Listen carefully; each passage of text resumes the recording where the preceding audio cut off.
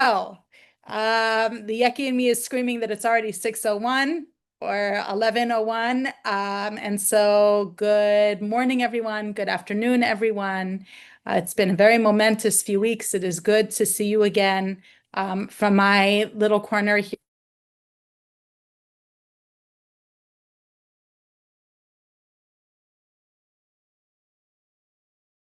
here. And elusive Shevet to discuss today. And I can already tell you that one shiur is not going to be enough to cover this monumental tribe of Dan. We will need to go into another shiur. So hopefully I'll be able to cover whatever it is that I can capture from Dan in these two shiurim. I can tell you that I'll share with you that I struggled mightily when it came to trying to get a grasp on done. I like to think of it as like as slippery as a snake, right? Which is his tribal symbol. Um, uh, a dark shevet, as I wrote here, extremely potent. I use that word very carefully, but I think it's apt when it comes to done, and not one of the minor shvatim. I'll tell you that when I was discussing this past week, I was sitting down. The book is, thank God, being translated. It's being published in Hebrew, Tribal Lands, and Ish Kvin Nachalato. It's coming out soon in Hebrew. And I was sitting down with a friend just to discuss some of the fine tuning of some of the tours for each Nachala. And we were talking about a shevet like Asher. She's like, what can you tell me about Asher? And the truth is, when it comes to a shevet like Asher, when we'll get to Asher, we'll be able to easily do him in one go, in one shiur, because there's some shvatim that are just there's not as much information. But like I started this series by saying, some shvatim like Yehuda, like Ephraim, like Binyamin, excuse me, very large shvatim, very powerful shvatim, and Dan is amongst them.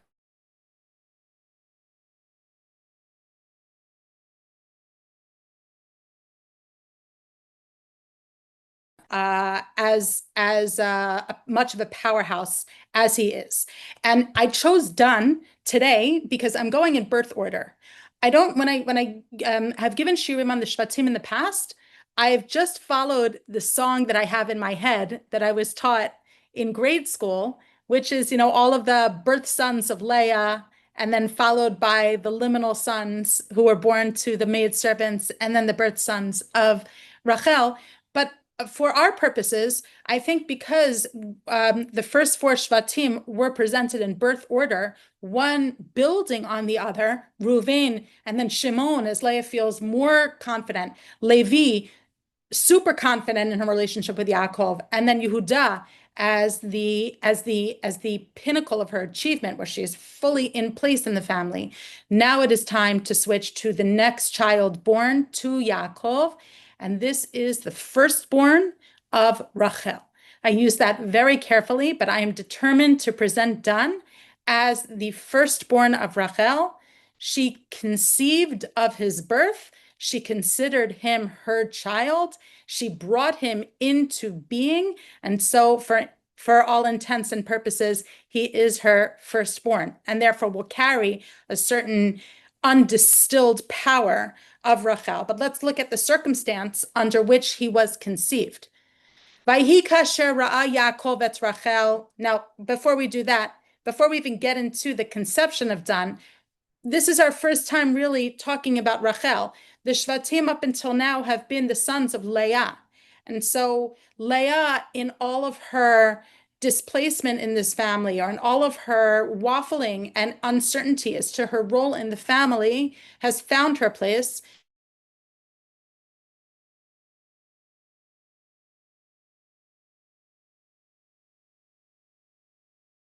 Who evoked within him all of the emotion and passion that would be his that would stand the test of time. That would be Leah's younger sister Rachel. And so here we'll see their typecast meeting what is it called? The type story, a type scene, I think is what Robert Alter calls it. Vayhi kasher ra'a Yaakov et Rachel bat Lavan achi imo.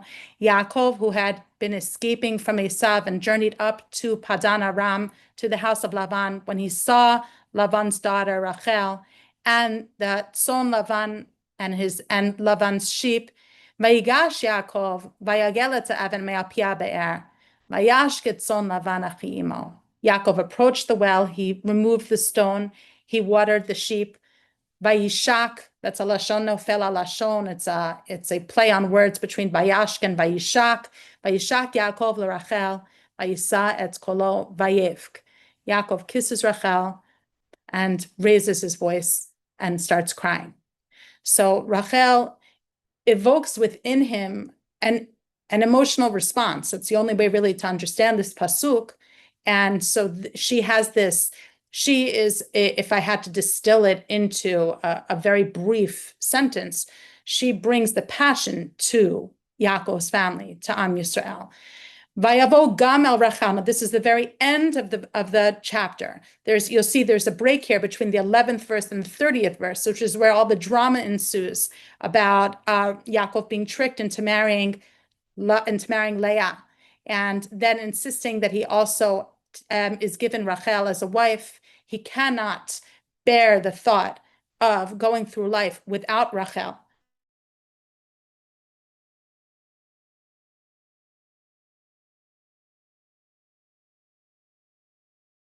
Have gamet Rachel milea, and his natural passion and love is for Rachel over Leah. And he labored for her for an additional 7 years. Now, that is the context with which I'd like to introduce Dan, because Dan, as the firstborn of Rachel, we had to understand even the tiniest bit of who Rachel is, how she's introduced to us. She is Yaakov's destined partner, and she's introduced to us in the typical type scene for how the some of the most seminal figures in Tanakh meet their intended, whether it is Yitzchak or, as we have here, Yaakov or Moshe, where they travel to a distant land, or their proxy travels to a distant land and meets the intended woman by the well, and then she returns back to her father and reports the story to her father. These are the type scenes, but Yaakov is, excuse me, the fact that this story of Yaakov and Rachel is in the type scene indicates to us that this is the intended bond between Yaakov and Rachel. Now, they are married, but Leah is the one who is bearing children on Yaakov's behalf. But Rachel kilo yolda Yaakov. After Leah has borne 4 sons, Rachel realizes that there's an issue, that there's a problem. Vatikaneh Rachel ba'achota, and she sees how Leah is finding her footing in the family, and she's finding her place in the family. And as much as Rachel might feel the love of Yaakov, she is not stable within this family when she sees the dynamic that has developed between Yaakov and Leah. Vatomer al Yaakov, havali banim vim ayin meta anochi.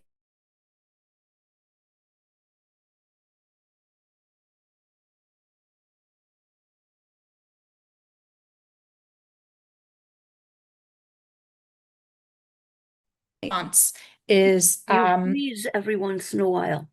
I'm freezing. Okay. I'm sorry, just 1 second. Can you please call Abba?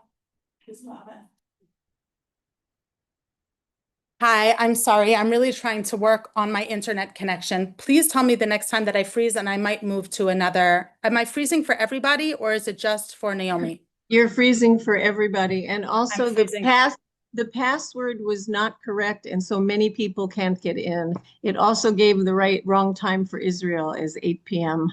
instead of 6 p.m. But the password needs to be corrected. And I know a number of people that I contacted to give them the password, but it's incorrect on the email, just so you know. Okay, thank you. I'll let the office know. Use the older one from last week. It's working. No, but it wasn't. It's not working. It needs to be summer. summer 2025. No one's My gonna see question it. for you It's is. not working. I tried it a few times, it doesn't work. It is So working. please use an Summer, older one. To your summer computer? is working, spring is not working for me. Okay, so I think I'll have to sort out the password situation with the office. My only issue is if I switch to a different computer in my house, will you all bear with me for a minute while I make that switch over? It'll take me 1 minute and then I'll log right back onto the shiur. Will that work for everybody? Please give me some kind of a yes? Okay. I see one thumbs up. Anyone, Yes, everybody else? Okay, if fine. we can So get back in. Yes. Yes, okay. I'm going to do my best to get back in right now. I'm gonna log off. And I might, if everything crashes, then I'll just open up the Zoom again. And will that work if I open up the Zoom in?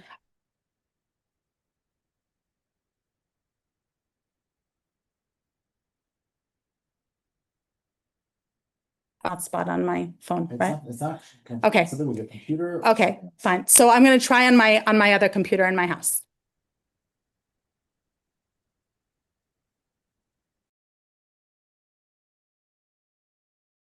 Oh, for those who are joining now, just very quickly, we were talking about the positioning of Rachel in the family. This is a new force that has at least entered this series of shiurim on the Shvatim, because up until now we've been talking about the Bnei Leah. Now we're switching to the Bnei Rachel, because after Yehuda is born, Rachel feels her infertility acutely, and she says, Havali banim v'im ayin meta anochi. I'm just trying to figure out how to get this larger. Okay, I don't know how. So we'll just have to leave it like this. Okay, so when Rachel sees that that she cannot provide children, so the response that to her plea to Yaakov, which is clearly a plea coming from great distress and deep emotion, is that Yaakov gets angry, and his anger is understood by Chazal as an inappropriate response to his wife's distress. Because let's examine what he says. Vayichar af Yaakov berachel. Yaakov is extremely angry with Rachel. He's incensed at Rachel. Vayomer hatachat Elokim anochi asher mana mimech pri baten. Am I in place of God that I'm the one who's withholding children from you? Now, the way that I learned this, and I think most people traditionally learn it, is that it was a prompt. He meant to trigger her and to direct her distress into prayer. But that is somewhat of an apologetic, I believe. And I think that Chazal, in the case of Bereshit Rabbah at least, are going to put forth that his response was an insensitive response to her pain. Vayichar af Yaakov berachel. Yaakov was very angry with Rachel. Rabbanan de Roma b'shem Rabbi Alexandre b'shem Rabbi Yochanan Amar. The rabbis of the south, in the name of Rabbi Alexander, in the name of Rabbi Yochanan, had the following to say. They took a verse from elsewhere in Tanakh in trying to understand Yaakov's Yaakov's response to Rachel. And this verse is from Eov, and they gave a midrashic read of the verse. Now, the verse is meant to be a rhetorical question. It's posed by Eliphaz HaTemani, who is one of Eov's friends. Eov has just suffered devastating loss, and he is voicing his despair and how everything is in vain. And Eliphaz is responding to Eov and says the following. So we can kind of see, by the way, the parallel. Rachel has just voiced her despair, and Eov is voicing his despair. But how does Eliphaz respond? Hechacham ya'aneh dat ruach, v'yimalei kadim bitno. That's the verse. Hechacham ya'aneh dat ruach, v'yimalei kadim bitno. Does a wise person answer with bluster and his belly fill with empty wind? What Eliphaz is saying is, why are you responding with so much emptiness? think more deeply and you'll reflect more deeply on your sorrow. And if anything, take maybe the Aaron approach, Vayidom Aaron, and don't say anything. This is the pshat of Job, of Eliphaz's response to Eov. Now, Midrash is going to understand it differently. Whereas the pshat of the verse is that, as usual in many, many contexts in Tanakh, you have a doublet, a couplet, I guess, right? Where the second part, Vayimale kadim bitno, is an extension or a reflection of the first part, Hechacham yaneh dat ruach, in that they're both rhetorical questions. Why are you speaking so much bluster? You're a wise person, Eov. Why are you going on with all of this hot air, as it were? And so the second part just reflects the first. In the Midrashic imagination, it's somewhat different. Hechacham yaneh dat ruach is not a rhetorical question, but it's actually a statement that the wise man will respond with a certain amount of wisdom. Yaneh dat ruach. So it's not a question, or it's not a rhetorical question. It's saying Avraham is the chacham who answered his wife's distress with the appropriate response. Vayishma Avram lekol Sarai. Avram heeded Sarai's voice when she was in distress, and she offered to give Hagar to him so that she would build a family through her maidservant Hagar. He heeded her. We don't see Avram ever responding angrily to Rachel. Vimale kadim bitno, however, in contrast, the sages are saying, you have Yaakov, who was not responding wisely to his wife, but rather responded with anger. Vayichar af Yaakov barachel vayomer, but he responded angrily. Amar lo hakadosh baruch hu, God says, kach onim et ha'meikot, so you respond to those who are in distress. Chayecha shebanecha atidim la'amod lifnei bana. By your life, God says, that your sons in the future will stand before her son.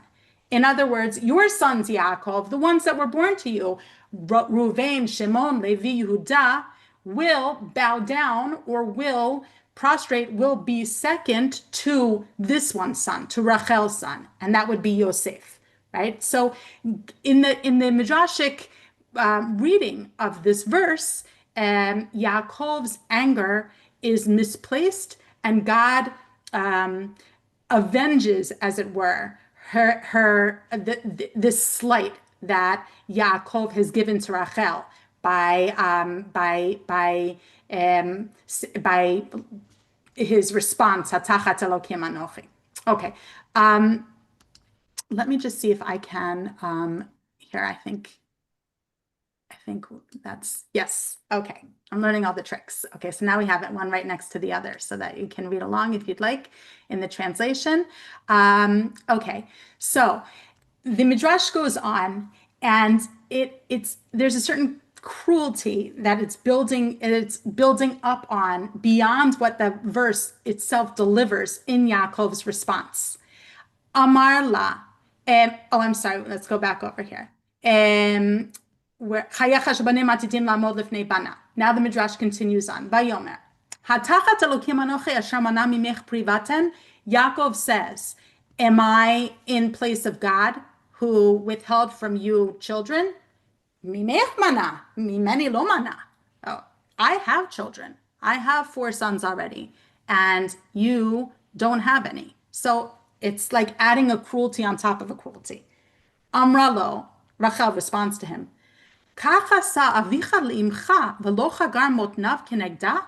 when your mother was barren, your mother Rivka, right?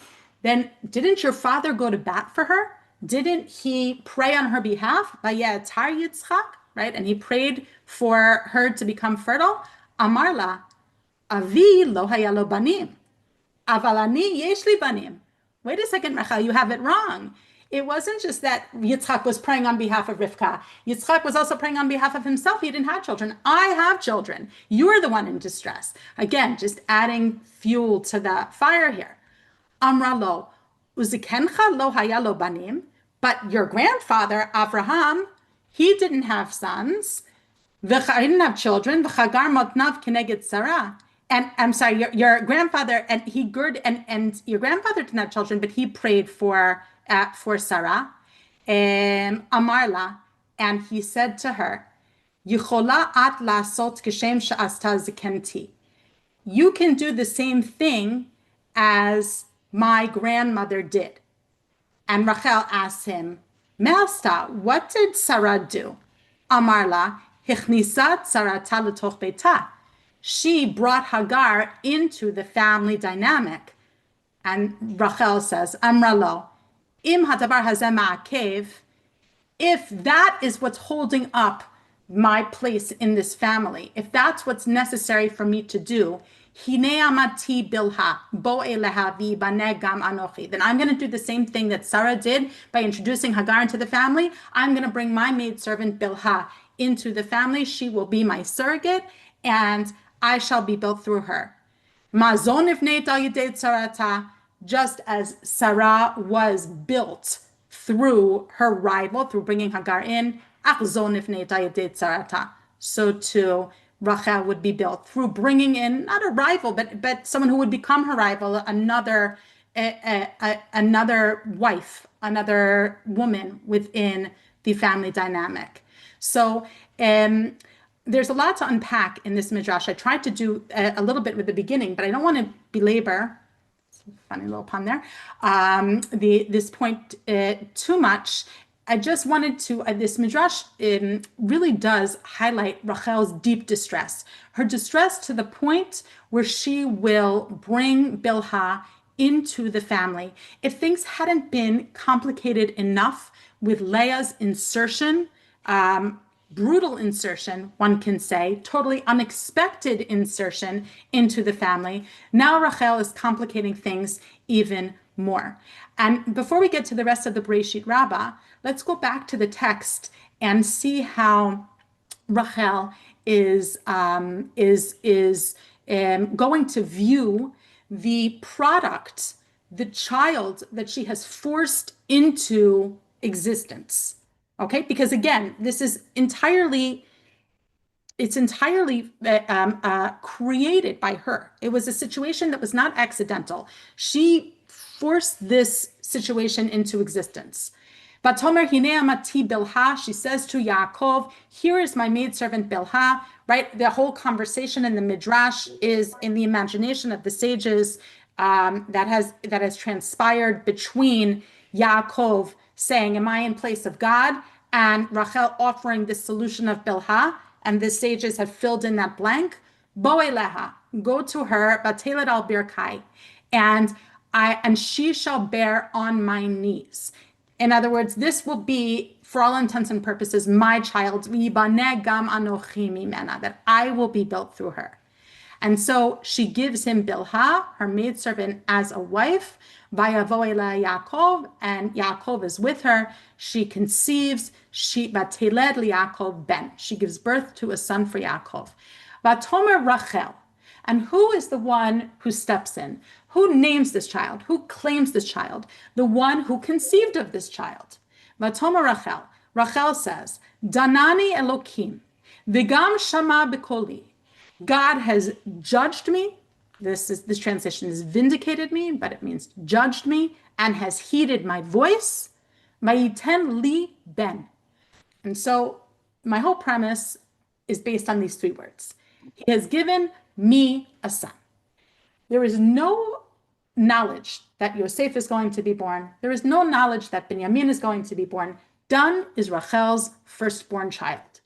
Al kain kara shmo Dan. And therefore she named him Dan.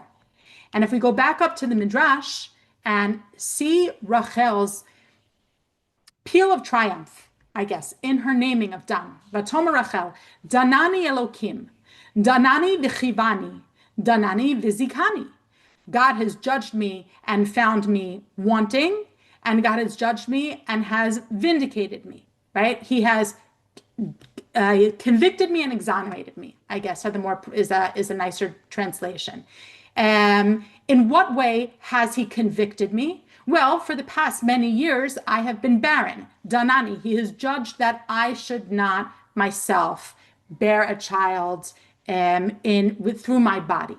Danani vizikani, but he has allowed me to bear a child nonetheless, vayitain li ben, in giving me this son that another woman has actually carried through pregnancy and born. Al Kain kar ashmo Dan, and therefore she called his name Dan. B'chol makom shneimar al Kain mirubeh bi'ichlusin. Anytime we see this expression al Kain, it means that this is going to be a very populous outcome or a very fruitful outcome. I just want to keep that in the back of I wanted to register that because it's going to come up later, but I just want to make sure that we understand how the Midrash is functioning here with Danani Elokim. In the verse, it says it very clearly, Danani Elokim Vigam Shama Bikoli. There's a double expression. Danani Elokim Vigam Shama Bikoli.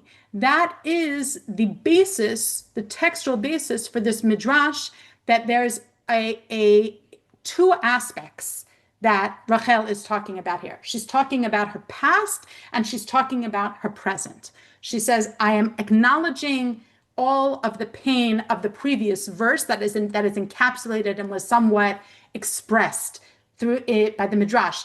In that verse, Havali banim vim ayin meta anochi, that distress, I'm acknowledging that, Danani, but I'm also acknowledging that Hashem shama b'koli. Not only did he judge me in the negative, but he has exonerated me and has provided for me this son.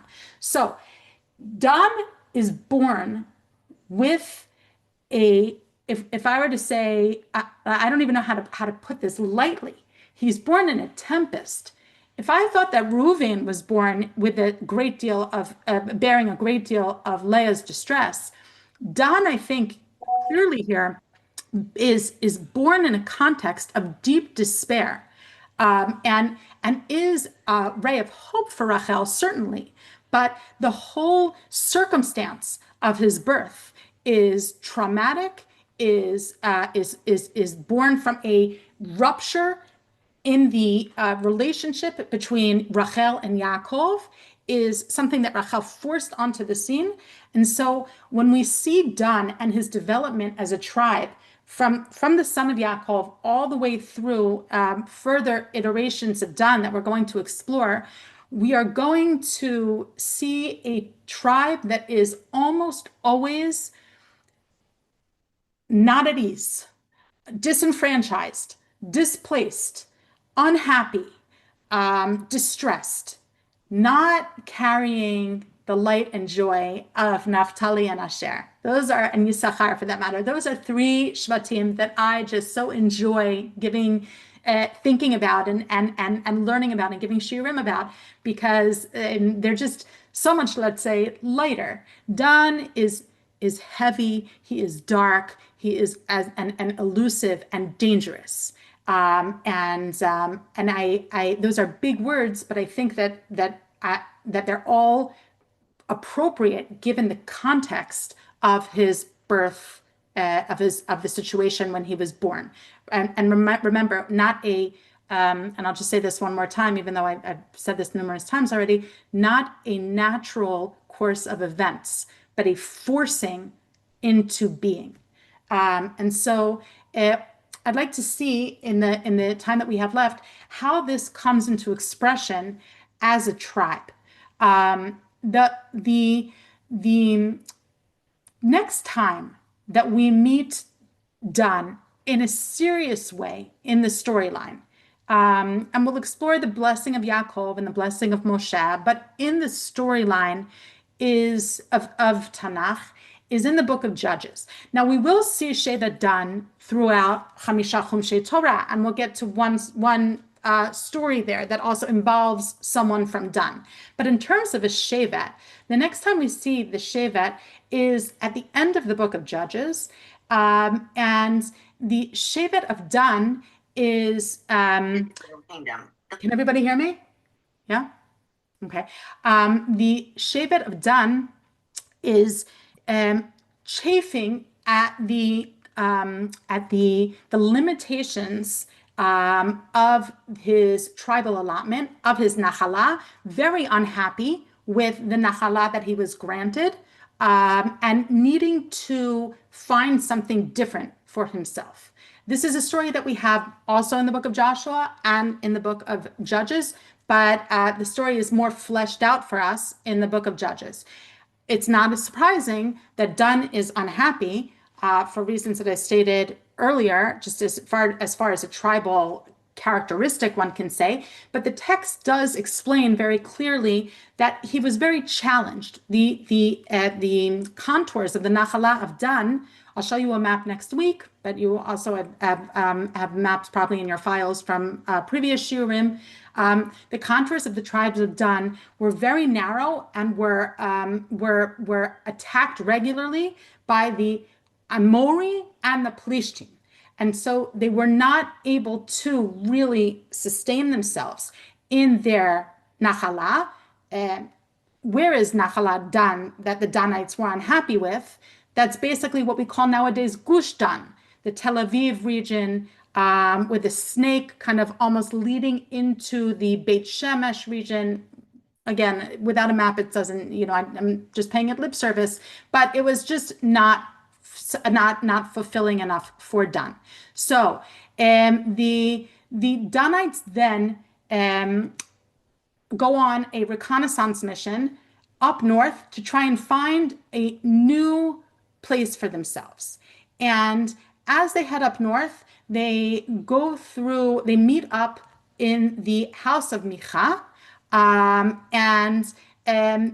we'll look at that story a little bit more in depth later on.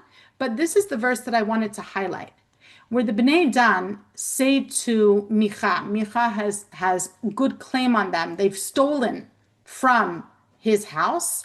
Micha is an Ephraimite, and they've stolen from him. And how did the Bnei Dan respond to his claim? Well, how could you take these important things from me? Al tishma kolcha imanu. Don't shout at us. Pen yifka'u bachem. Anashim marei nefesh. You have to understand the kind of people we are. We are bitter people, and we're going to end up hurting you. So don't shout. You're putting your life in your hands if you start up with us. This is the first time that we're hearing from the tribe of Dan since the birth wail of Dan's birth, and we see this mirirut, this bitterness that they define themselves as marei nefesh. This is a bitterness that I think is born of the desperation of their circumstance, their current circumstance, but also is deeply rooted in their tribal makeup. And this, if it's not so much desperation, it's the despair and even the anger that comes after that desperation. We see the same language used with Hannah. When Hannah, who's in the same situation, of course, as Rachel, right? Hannah is the mother of Shmuel, and she is barren, and she's the beloved wife of Elkanah, and her place has been usurped by Peninnah, and she is described as marat nefesh, as bitter-souled. This bitterness seems to be a vestige of this bitterness of the Danites, seems to be a vestige of the bitterness of their circumstance of their birth. I think that that carries through their tribal character. And so it's because of this breakdown and this bitterness of their birth, it's imprinted, as it were, on the tribal psyche. If we have to look to one figure within the tribe of Dan, not just the entirety of the tribe that we've been looking at in Shoftim Yudchet, but one figure, it would of course be the golden boy of Dan, and that would be Shimshon HaShofet. This is the judge Samson. Shimshon is from the tribe of Dan. And the reason why I say that we have to look to Shimshon as the epitome of Dan in order to expand our understanding of this difficult tribe is that the sages, whenever there's any reference to Dan, whether it's the blessing of Yaakov or the blessing of Moshe, are always going to circle back to Shimshon. They say, don't ever engage in trying to understand Dan absent Shimshon. You always need to have Shimshon in the forefront of your mind when you think of Dan. He is the expression of the tribe. So in the blessing that Yaakov gives to Dan, and we haven't really heard from Dan between his birth and Yaakov's blessing on his deathbed, he says the following, and it catches us a little bit by surprise because there's not been anything in the storyline per se about Dan specifically, the way that there had been with Reuven, Shimon, Levi, and Yehuda, that all had stories in their lives. Dan doesn't. So here is what Yaakov has to say about Dan. Dan Yadin Amo. Now this is playing off of his name. It's also playing off of Rachel's naming him Danani Elokim. But not that God has judged me, the way Rachel is saying. Yaakov is saying about this tribe that Dan will judge his tribe, or will lead his tribe. Ke'achad shiftei Yisrael. A difficult turn of phrase, but let's just say that one of the Rashi's understanding is as one of the tribes of Israel, or as a united tribal federation. Something about Dan smacks of leadership, smacks of judging. Yehi Dan nachash alei derech. Dan is a snake on the path. Shefifon alei orach, a serpent on the way. Hanoshech ikve sus, that bites the heel of the horse. V'yipol richbo achor, and causes the rider to fall backwards. Lishuatcha kiviti Hashem. For your salvation, I hope, O Lord. Now, these are three very loaded verses, and the sages we're going to see will loop back all of these verses to speak of Samson, of Shimshon. But before we even look at what Chazal have to say about how Shimshon factors into the bracha that Yaakov gives to Dan, let's see what Chazal have to say about how Shimshon factors into the naming of Dan. So sages want to put Shimshon as early as we possibly can in Dan's concept. So when Rachel is naming Dan, right, and here it's the Targum Yonatan on his naming, where the Targum Yonatan goes in a wildly different direction, right? Rather than just say that Danani Elokim Mishamat Filati, right? Not only that, V'Habbi bar has given me a son. V'hechtan atid lemeidan al yad Shimshon bar Manoach. That this son will act as judge in the person of Shimshon, the son of Manoach, and he will be the one dimin zarayate the la masar bide yat ama de plishtai. Begin Cain Karat Shmei Dan, that he will be the one into whose hands the Philistines will begin to be delivered. So all of that information, which of course is nowhere in the naming of Dan in the text, the Targum inserts in because it's so important for Chazal that we focus our attention on Shimshon when we talk about Dan. Now, I had said that Yaakov's bracha to Dan is entirely in the language of Shimshon. And when we get down here to Bereshit Rabbah, we'll see how that plays out. But Rashi is almost always quoting Chazal. So I almost always get to Chazal derech Rashi. Of course, there are other ways as well, because Rashi doesn't always quote Chazal, and Rashi leads me in that direction. Then I expand from there. But let's see how Rashi is going to introduce the mind of the ideas of Chazal into Dan's concept. Dan yadin amo, yinkom nikmat amo mi plishtim. So already we're in the era of Shoftim, of Shimshon, of Samson, who begins to save the Israelites from the oppression of the Plishtim. Dan will take vengeance from his people, from the Plishtim. Ke'achad shiftei Yisrael, like one of the tribes of Israel. Now going back to our verse here, Dan yadin amo, Dan will save or redeem Israel, take vengeance from of Israel against the Philistines, like one of the tribes of Israel. Now, the first opinion of Rashi is Kol Yisrael yiyu ke'achad imo, that all of Israel will be like one behind him. They'll be united behind him. Ved kulam yadin, and he will take vengeance for all of them. Ba'al Shimshon niba nevuah zo. And it was about Samson that Yaakov had his whole vision. And then the second reading, we're going to leave because that's going to be Bezrat Hashem next week's shiur, the unity or the partnership between Dan and Yehuda. But continuing on with this image of Dan, Dan is taking vengeance. He is uniting the people behind him.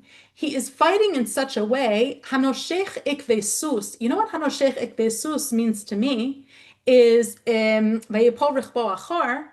That is like what the Israeli Air Force was able to do in this past operation, where you go in, you do the damage, but you yourself don't get injured, right? And God willing, it should always be like that with the IDF and the IAF, etc. That we where Shimshon will do the damage, but he'll be spared the injury. Now, of course, that's what the intent here is. Hanoshech ikvesus, like a snake will strike suddenly and then will withdraw, and the rider will fall back but not injure the snake.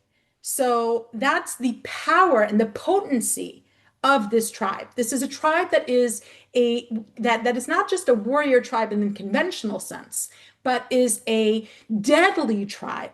And will spare itself and knows how to strike. Now, of course, Shimshon was killed along with the thousands of Philistines that he killed when he embraced the pillars of the temple in Gaza, and all the walls came tumbling down. Right, the walls came tumbling down on top of him as well.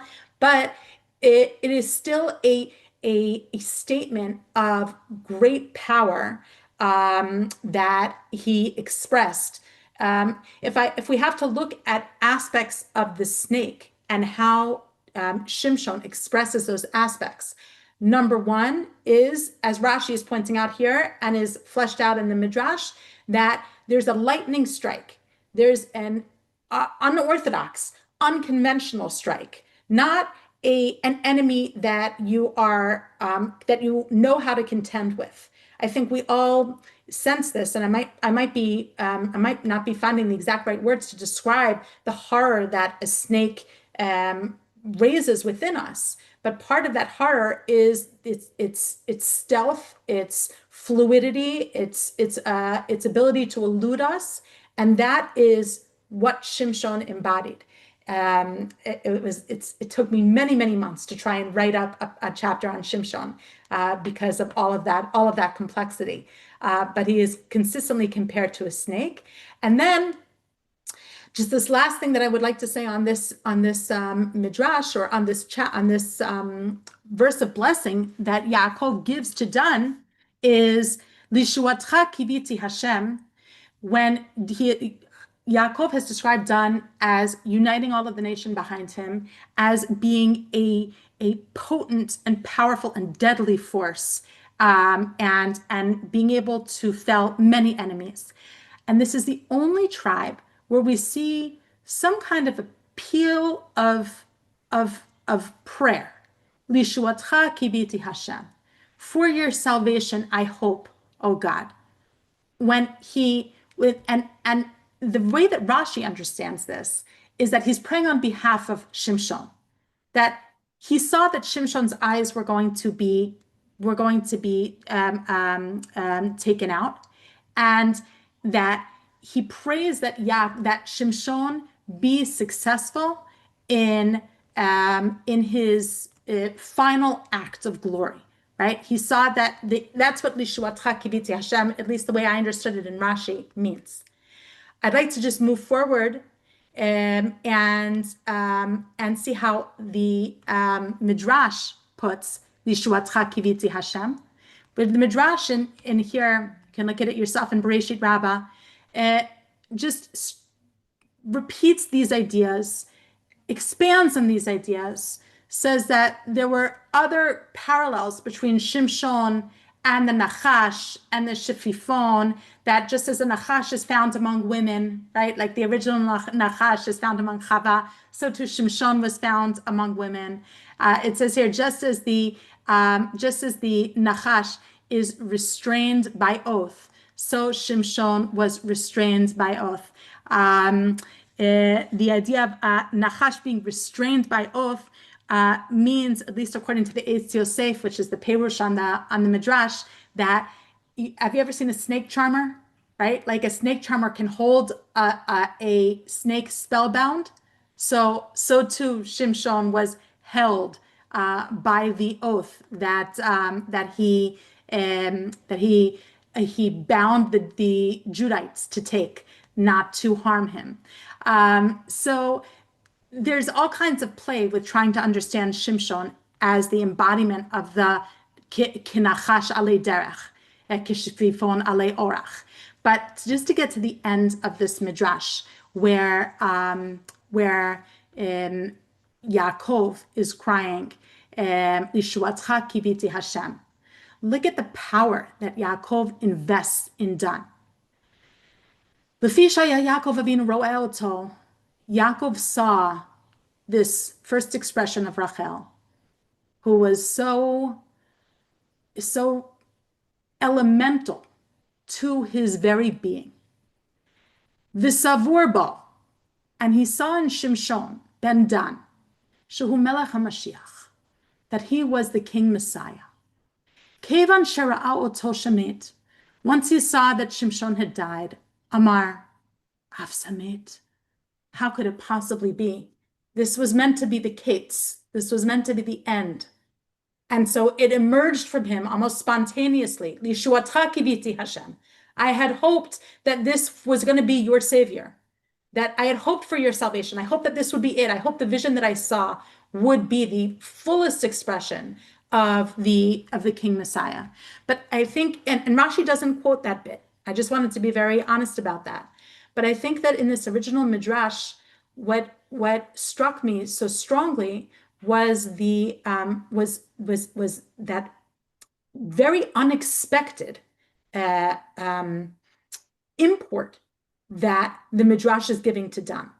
If up until the point that I had seen this midrash, I hadn't really paid that much attention to Dan, all of a sudden, I'm starting to pay attention.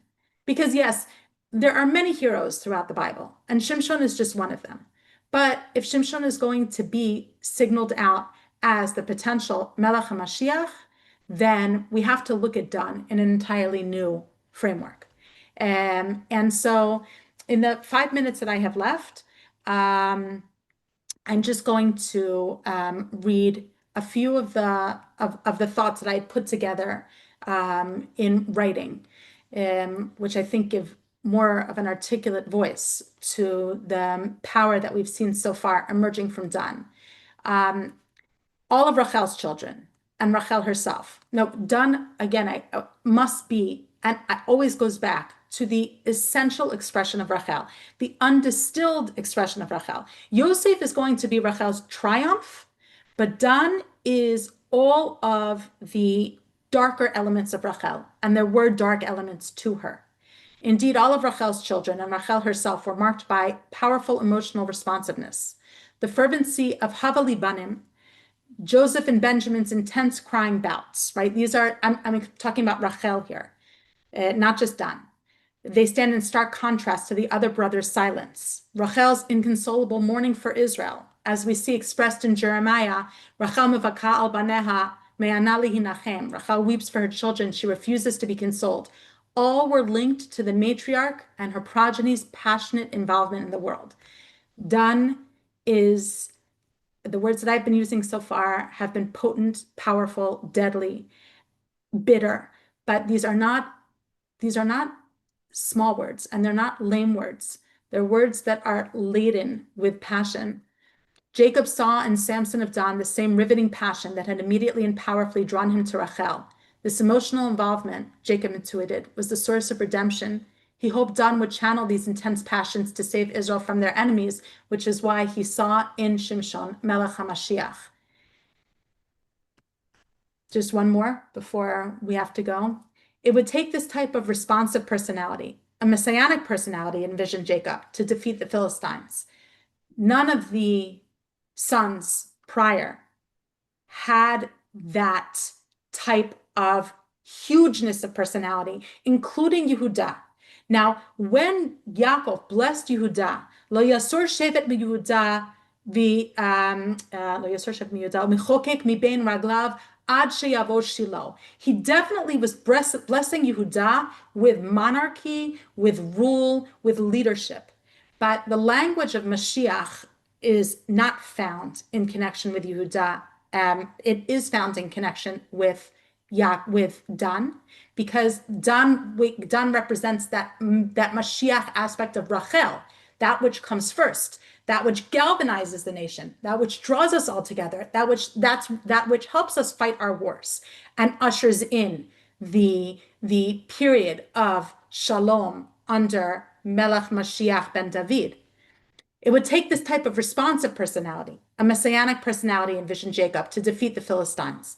Yet this deeper level of responsiveness and passion came with dangers. Such a man would have a grand vision, but had to be able to control his eyes lest his personal lust betray him. Now we know that Shimshon, whose eyes were taken out, was the very embodiment of Ish hayashar be'einav ya'aseh, of each man doing what was right in his eyes, that catchphrase of Judges. A full 27 times is the shoresh resh aleph hey, to see, used in the context of Shimshon. Shimshon is always looking, he is always responsive to his surroundings, but he is not able to control that responsiveness. The Nizirut of Shimshon was meant to protect him, but was not enough to prevent his wandering large eyes from entrapping him. Shimshon was done, a strong leader with insurmountable weaknesses. That is done. All of the potential in the world, but insurmountable weaknesses, which will always stand in his way of being that Messiah figure. Yeshuatcha kiviti Hashem, lamented Jacob, and the brilliant flash of dawn receded back into dark shadows. So where would we eventually find the Mashiach ben Rachel? It would be Yosef. There has to be a Mashiach from Rachel, and there has to be a Mashiach from Leah. The Mashiach from Rachel would not be her firstborn Dan, but would be her most refined expression. That's Yosef HaTzadik ben Rachel. The Mashiach ben Leah would not be her firstborn, Reuven, but would be her most refined expression, Yehuda.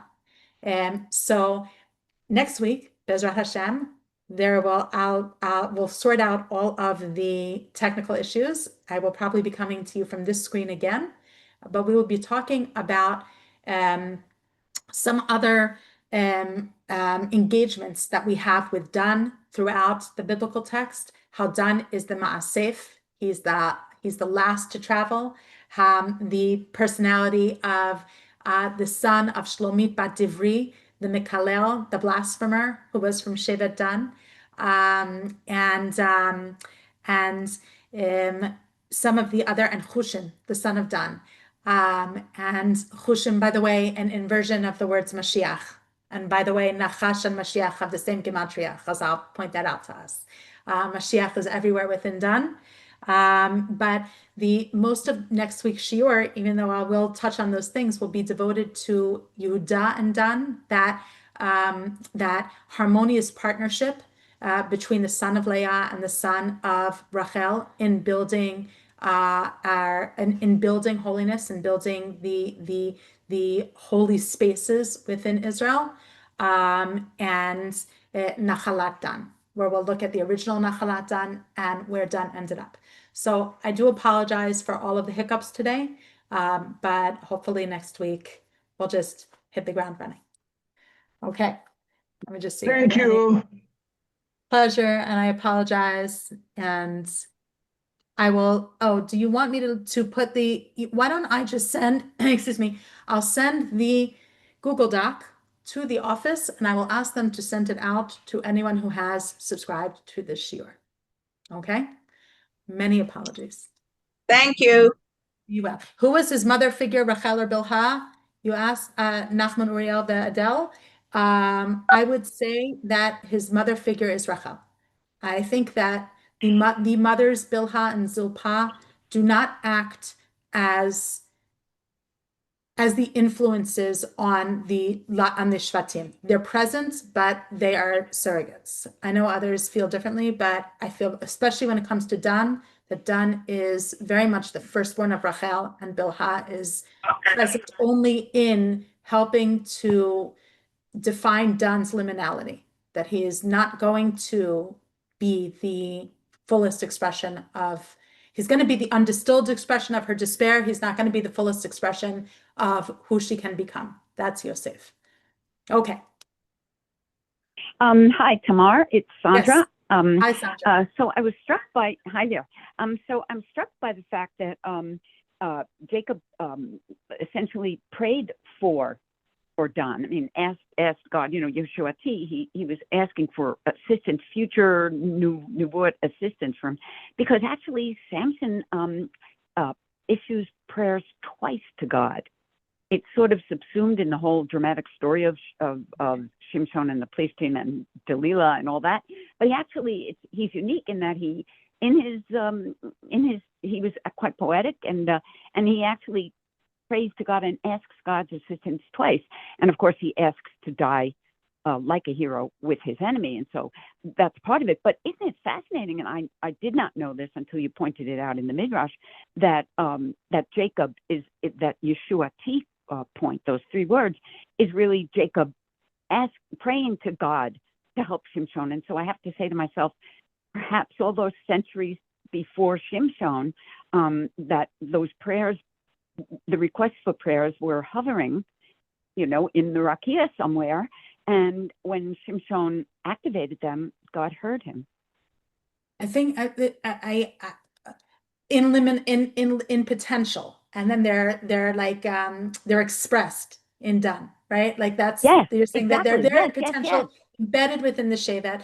This is done is going to evoke within Yaakov deep emotion because he's Rachel's firstborn. Like far more emotion than Leah's sons will. And I hear it.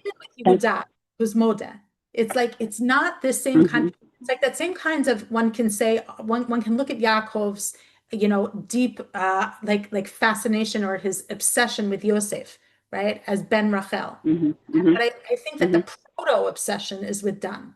And so the Yeshuatcha Kibiti Hashem stands for all time as this, like he cannot help himself but fall all over this son, even with all the difficulties that Dan presents, because he's Rachel's son. Yeah. So yes. Thank you. sure. Tamar. All right. Yeah. Hi, Truthy. I have an observation. I wonder if there's a different version of the Midrash, the one that you were quoting about trying to parse the severity of what Yaakov was saying to Rachel, Hatachat Elohim ani. And the Midrash says, oh, well, so, and in the future, God says, your children, Yaakov, will stand before hers, and her son will throw back at your children what you just said. Hatachet Elohim ani, because that's what Yosef throws back at them at the end of Sefer Breshit. Oh, I have to check the different versions. I don't know if anyone ever said that explicitly, Right. but like there's. Yeah, it's always struck me that, that language is repeated by Yosef, but the Midrash is linking something about in the future, your Yaakov's sons will Ya'amod, Right. and that's Right. and that's when they're standing in front of him at the end, and they come to him all puffed up and then And it also, yes, absolutely. And it also, like, it's the importance of always looking at B'nai Leah versus B'nai Rachel, right? Yeah. And seeing that these really are two different streams. And like, yes, your sons, meaning those who, those who Leah are bearing for you are going to have to bow down before Rachel's sons. Absolutely. I never thought of the Hatachat Elokim Anochi connection. Thank you for bringing that to my attention. You're welcome. Oh, okay, everyone. All right. Have a good one. Bezrat Hashem. We'll meet next week. Take care.